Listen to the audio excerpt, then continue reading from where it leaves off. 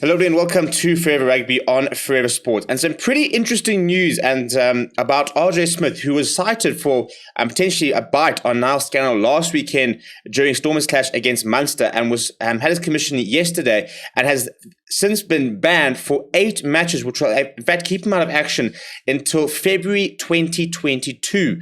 And quite a lot of interesting and quite sort of worrying aspects to the entire ban. I mean, obviously, in the last couple of months, we've seen quite a few potential bans within World Rugby. You know, we've had the Kyle Sinclair incident, we've had the Stuart Hogg incident, for example, during the British and Irish Lions series. And what's getting quite frustrating is there seems to be a fundamental flaw in the way that these CITE commissions and misconduct hearings are actually handled, and in terms of the laws that actually regulate them. And if we look at this case, I think it's very much a good case of flagging what is wrong with them and the issues in them. Now, first of all, let me just sort of get this out straight. You know, there's no room for acts like biting. I've never understood it. I've never really, I just can't understood for how you can ever sort of be in a situation where you think biting the player is the right sort of act. It's ludicrous. It really is ludicrous. But I do think if we're looking at the system that is in place, you know, Kyle Sinclair did not get a ban for biting because there was not enough proof to prove him guilty. And now ADRE Smith has been banned as a result of him not being able to prove that he did not bite the playing, which is very confusing and very muddy and very problematic, in my opinion. I think, you know, this is sort of on the back of Rassie Erasmus finally getting his hearing date yesterday as well, and the fact it's taken so long. A lot of people talking about how World Rugby, the CITE Commission, stuff like that are fundamentally flawed. We have another example of just what the issue is with them. So let's just sort of go through the press release on exactly what was released by World Rugby about the incident itself.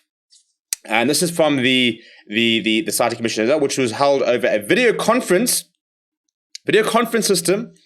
You know, not like we could do that for Rassie Erasmus for the last sort of 3 months. No, but it's fine. We could do that within 4 days for ADRE Smith, which is how it should happen. But they said a disciplinary panel convened yesterday to consider the CITE against ADRE Smith as a result of the incident against Munster on October the 2nd. He was cited under Law 9.12, which says a player must not physically or abuse anyone. Physical abuse includes, but is not limited to biting, punching, contact with the eye or eye area, striking with any part of the arm, including stiff arm tackles, shoulder, head, or knees, stamping, trampling, tripping, or kicking. Okay, it's pretty much anything that could sort of consider foul play. So the disciplinary committee consisted of 3 people. It was Sheriff Catherine Mackey, Ian Leslie from Scotland, and Janet Gedrich from Wales. And they upheld the citing after, and I quote, the player failed to prove on the balance of probabilities that foul play had not occurred and selected a low-range entry point. The player's previous record and behavior during the process were considered, and mitigation of 30% was applied. As a result, the player has been banned for a period of 8 games. He is free to play from midnight on Sunday, February the 13th, 2022. Now, this is as a result of the URC schedule, you know, because it's an 8-game ban as opposed to a 3-month ban, basically. But because of the URC schedule, the teams only play 2 more matches, and they play, I think, another 2 matches in sort of December, and then they've got a whole bunch of matches in January. So after that 8th game, it will be in the middle of February. So it's a very long time to say that, right, ADRE Smith will not play rugby again until February 2022, which is pretty hectic. Now, the reason that the part of the player failed to prove in the balance probability the foul play had not occurred is apparently it's because he pleaded not guilty. According to World Rugby, it says at first instance disciplinary hearings in the event that the player does not accept the acts of foul play. So if you plead not guilty, which the subject of the disciplinary hearing warranted the player being ordered off or cited, the burden of proof rests on the player to show the referee/CITE commissioner was wrong.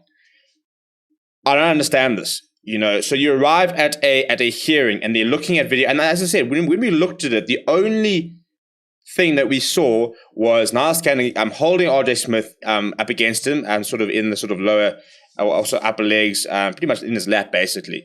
Which, you know, if there's a bite, gets a little bit close to things you don't want to be biting. But there's then quite a reaction from Niall Scannell. So Niall Scannell is holding him in. There's no doubt about that. So he is sort of trying to provoke a reaction, and there was a reaction.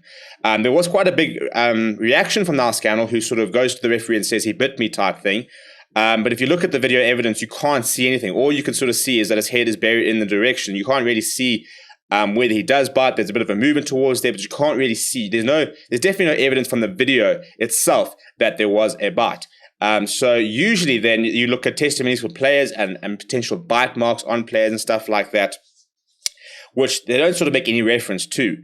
And look, I think 9 times out of 10, when there's a biting incident, there usually is a biting incident. I don't think players usually just go up to the referee and say, yeah, you know what? I've actually just decided that he's bitten me, and I've got no proof. I do think that, 95% of the time when there's a bite accusation, there's genuinely the idea of where there's smoke, there's fire. So I do think there could be a possible bite, but they couldn't prove that there was. But because he arrives and says, no, I didn't bite him, they said, right, well, then prove you didn't bite him. And now how are you supposed to do that? If you can't prove that he has bitten him, how is he supposed to prove that he hasn't? I don't understand that.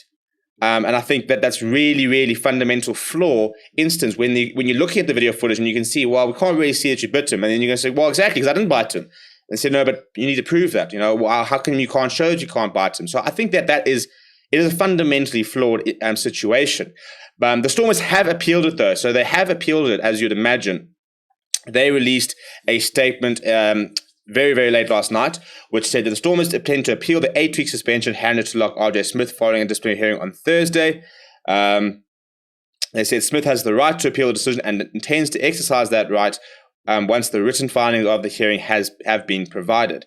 The player received an incident, yada, yada, yada, yada. That's quoting the various thing. So the Stormers will appeal the ban. And if they can appeal and get it reduced, then we might yet see him play again this year. But as it stands, RJ Smith will not play rugby until February 2022, unless, for example, he were to tear up his contract, move somewhere else, and be involved in a different competition.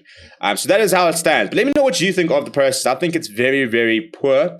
That in previous circumstances, there have been not enough evidence to punish a player.